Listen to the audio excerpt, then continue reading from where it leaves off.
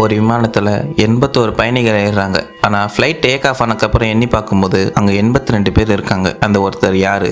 அவர் எங்கேருந்து வந்தார்? விமான கதவுகள் திறக்கப்படாமலே ஒருத்தர் உள்ளே வர முடியுமா? இன்னைக்கு நம்ம பார்க்க போகிறது ஜப்பானியை உலுக்கிய ஒரு மிஸ்டீரியஸான ஃப்ளைட் இன்சிடென்ட். ஃப்ளைட் நம்பர் 402 டோக்கியோலேருந்து கிளம்பி 2 மணி நேரம் ஆகுது. ஒரு பனிப்பெண் அங்கே இருக்க பயணிகளுக்கெல்லாம் உணவு கொடுத்துட்டு வராங்க. அப்படி உணவு கொடுக்கும்போதே அங்கே இருக்க ஒவ்வொருத்தரே எண்ணிட்டு வராங்க. அப்படி எண்ணும்போது அவங்க ஒரு நிமிஷம் ஷாக் ஆகுறாங்க. மொத்தம் 82 பேர்.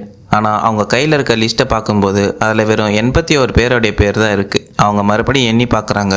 அப்போ 81 பேர் தான் இருக்காங்க. அந்த பனிப்பெண் 34வது இருக்கையை பார்க்குறாங்க. அங்கே ஒரு பெண் உட்கார்ந்துட்டு இருக்காங்க. அவங்க முகம் ஜன்னலை நோக்கி இருக்கு. அவங்க கிட்ட போய், மேடம் உங்கள் டிக்கெட்டை காட்ட முடியுமான்னு கேட்குறாங்க. ஆனால் அந்த பெண் எந்த பதிலும் சொல்லலை. பனிப்பெண் அவங்க ஷோல்டரை தொடும்போது அந்த சீட்டில் யாருமே இல்லை. அவங்க ரொம்பவே பயந்து போகிறாங்க. அங்கே ஒரு பழைய ஃபோட்டோ மட்டும் கீழே விழுது. அந்த ஃபோட்டோவில் இருக்க முகம் அந்த பனிப்பெண்ணை இன்னும் பயப்பட வைக்குது. 34வது இருக்கையில் இருந்த அந்த மர்மமான பெண் மறைந்த கொஞ்ச நேரத்திலேயே ஃப்ளைட்டோட சிஸ்டம் தானாகவே செயல இருக்க ஆரம்பிக்குது. வேற வழி இல்லாம விமானம் அவசரமா தரை இறக்கப்படுது. போலீஸ் உள்ள நுழைஞ்சு தேடுறாங்க. ஆனா அந்த 82வது பயணி அங்க இல்ல. உடனே ஏர்போர்ட் கண்ட்ரோல் ரூம்ல இருக்க சிசிடிவி செக் பண்றாங்க. அந்த பெண் ஃப்ளைட் தரை இறங்குற வரைக்கும் அங்கதான் இருந்திருக்காங்க. அவங்க மெதுவா நடந்து போய் கேபின் தரைக்கு அடியில இருக்க ஒரு மெயின்டெனன்ஸ் ஹேட்ச் கதவை திறந்து கார்கோ பகுதிக்குள்ள போகிற மாதிரி தெளிவா பதிவாகியிருக்கு. போலீஸ் அந்த பெண்மணி போன அந்த மெயின்டெனன்ஸ் ஹேட்ச்குள்ள நுழையிறாங்க. அங்க ஒரு பழைய துருப்பிடிச்ச இரும்பு பெட்டி இருக்கு. ஆனா இதுல போலீஸ்க்கு தெரியாத விஷயம் என்னன்னா,